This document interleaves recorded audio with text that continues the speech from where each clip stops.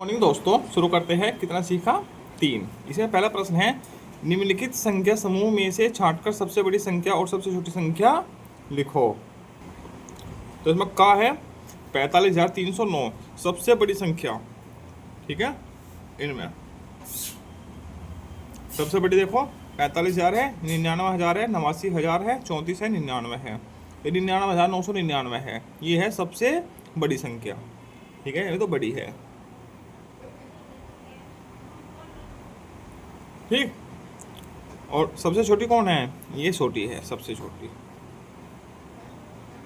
ठीक, अब इनमें देखो, इकाई, दहाई, सैकड़ा, हजार, 10,000, लाख। 4,11,000 है, 4,11,000 है। ये 1,10,000 है, 1,40,000 है, 1,14,000 है। तो 4,11,000 ये है सबसे बड़ी।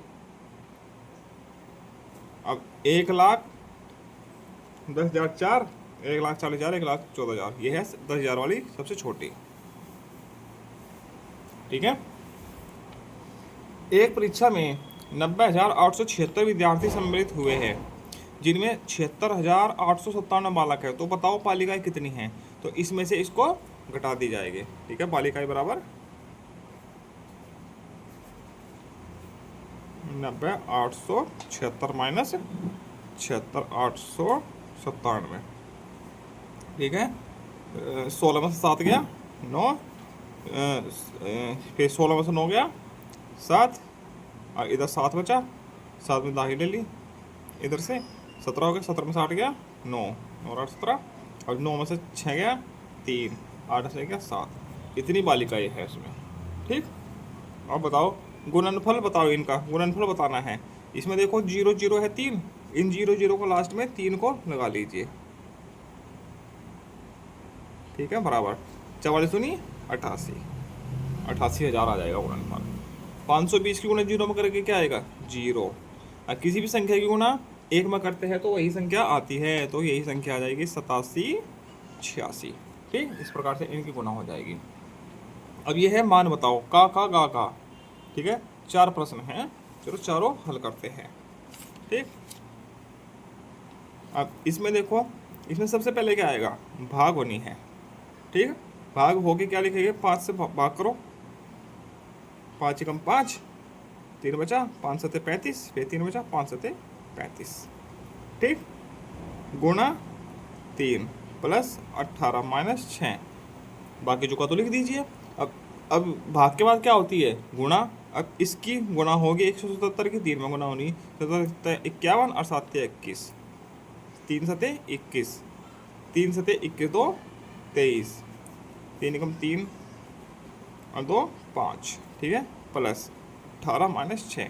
अब जोड़ना होता है, इसमें इसको जोड़ो, 549 माइनस 6, 543, ये उत्तर आ जाएगा।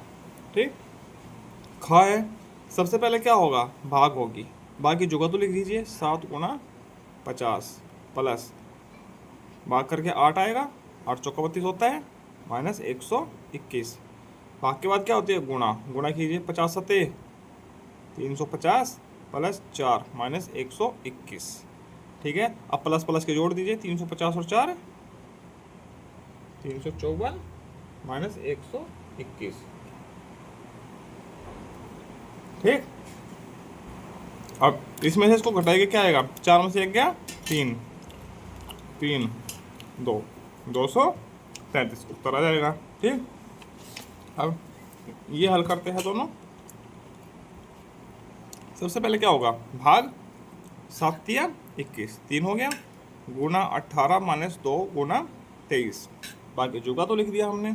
अब 18 तिया 54 माइनस 1 दूनी 46, तो कितना बचा? 8 उत्तर। अब ये वाला सवाल है, इसमें क्या होगा? सबसे शुरू में भाग, बाकी जुगा तो लिख दीजिए। 31 प्लस 8 दिया 24 गुणा 9 माइनस 39। ठीक, अब गुणा होगी, 31 प्लस 9 दिया 27 माइनस 39, कितना हो गया? 58 माइनस 39, कितना बचा? 19। ठीक है, इसका उत्तर ही आ जाएगा। इस प्रकार से हो गए चारों सवाल। अब आगे 12 के दो अंकों वाले सभी अपवर्त्य लिखने हैं। 12 के दो अंकों वाले सभी अवर्त्य लिखने हैं। अपवर्त्य कौन कौन से ये 12 हो जाएगा, 24 हो जाएगा, 36, 48, 60, 72, 84, 96, 108। 108 तो 3 अंकों का हो जाएगा, तो 2 अंकों वाले अपवर्ती है, ये हो जाएगी सारे। ठीक। निम्नलिखित संख्याओं के गुणनखंड करो, इनके गुणनखंड करने हैं। ठीक है। गुणनखंड किस चीज में करते हैं हम, उसमें करते थे में से निकालते हुए, तो चलो 12 के करते हैं। 2 से 2 6 12, 2 से 2 3 6, 3 से 3 कम 3, तो गुणनखंड क्या हो जाएंगे 2 गुना 2 गुना 3। ठीक। अब 30 के 2 से 15 बार कटेगा, ये 3 से 3 बजे 15, 5 से 1, तो 2 गुना 3 गुना 5, इसके हो गए गुणनखंड। 56 के 2 से 28, 2 से 14, 2 से 7, 7 से 1, जिसके हो जाएंगे 2 गुना 2 गुना 2 गुना 7, 7 दिन 14, 14 चौका 56। इस प्रकार से इनके गुणनखंड हो जाएंगे तीनों के। ठीक। आगे चलते हैं। यदि 45 का एक गुणनखंड 9 है तो दूसरा गुणनखंड क्या होगा 5। 9 पंजा 45 होता है ना। ये कह रहा 45 का एक गुणनखंड 9 है तो दूसरा क्या होगा 5। 9 पंजा 45। ठीक है, 5 होगा दूसरा। 9 गुना 5 होता है ना, 9 गुना 5, 9 पंजा 45। निम्न शर्तों को पूरा करने वाली अभाज्य संख्याओं के 3 जोड़े लिखो। ठीक है। अब यह 8वां प्रश्न, समान अंकों को लेकर जैसे 13 और 31 निम्न शर्तों को पूरी करने वाली अभाज्य संख्याओं के 3 जोड़े लिखो। मतलब कहा है समान अंकों को लेकर 13 और 11। ठीक है, समान अंकों को लेकर बनानी है 3 अभाज्य संख्याओं के जोड़े, जिसमें देखो इसमें 1 3 है, इसमें 3 1 है। ठीक। हाँ, 13 के बाद कौन से है 14 15 16 17, 17 होती है, 17 को उल्टा 71। देखो 17 और 71 बन गया इसका एक जोड़ा। ठीक है, काम है एक तो 17 का और 71 का बन जाएगा। ठीक। एक को किसका बनेगा, और दूसरा हो जाएगा 37 का और 73 का। तीसरा हो जाएगा 311 का और 113 का। ठीक है, देखो अंकों पलट हो रही है। ठीक। अब में देखो 2 के अंतर के साथ जैसे 5 और 7 ऐसी अभाज्य संख्या बतानी। 2 के अंतर के साथ 5 और 7 दोनों अभाज्य संख्याएं हैं।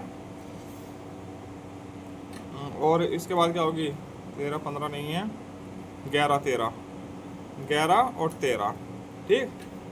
और 17 19 नहीं है, 17 और 19, 17 19 है अभाज्य संख्या।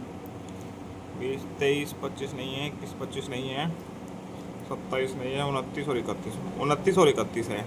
ठीक है, 2 का अंतर है देखो सब में, और सब अभाज्य संख्याएं हैं। ठीक। गा। ठीक है, 10 के अंतर के साथ जैसे 19 और 29। ठीक। अब देखो 37 और 47, 37 और 47 भी है। और कौन सी हो सकती है, शुरू से लेकर चलते हैं। 1 नहीं है, 3 3 और 13, 3 और 13 है, 4 5 6 7 7 7 और 17 है। ठीक है, 10 10 का अंतर है। देखो ये अभाज्य संख्याओं का अंतर है। ठीक। ऐसे और भी हो सकते हैं, मगर यहाँ पर 3 ही पूछे हैं जोड़े, तो हमने 3 बना दिए हैं। ठीक। आगे चलते हैं। 9वां प्रश्न, महत्तम समापवर्तक ज्ञात करो। में से ज्ञात करना है इन चीज़ों का। ठीक। 33 और 121 का। चलो 33 और 121 का करते हैं। 33 और 121 का। ठीक।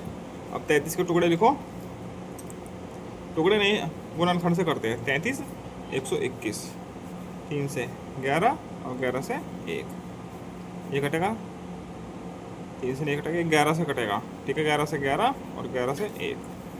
ठीक है, तो में से क्या हो जाएगा, 11 कॉमन है तो में से क्या हो गया 11। ठीक। अब 32 36 और 60। ठीक है, 3 संख्याएं हैं। 32, 36 और 60। ठीक है, तीनों के गुणनखंड करो। 2 से 16, 2 से 8, 2 से 4, 2 से 2, 2 से 1, 2 से 18, 2 से 9, 3 से 3, 3 से 1, 2 से 30, 2 से 15, 3 से 5, 5 से 1।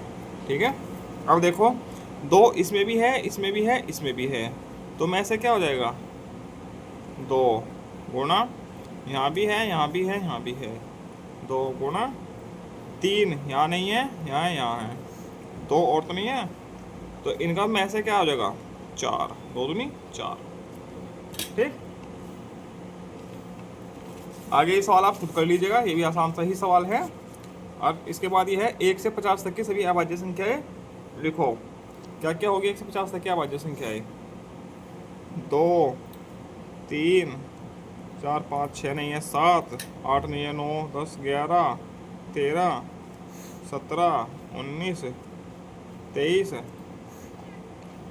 27, 28, 29, 30, 31, 32, 43, 47। बस यही है, ये सारी अभाज्य संख्या है 1 से लेकर 50 तक की। ठीक, इसी के साथ की तरह सी का 3 पूरा होता है। आगे मिलते हैं हम अगले पार्ट के साथ, तब तक के लिए जय श्री राम।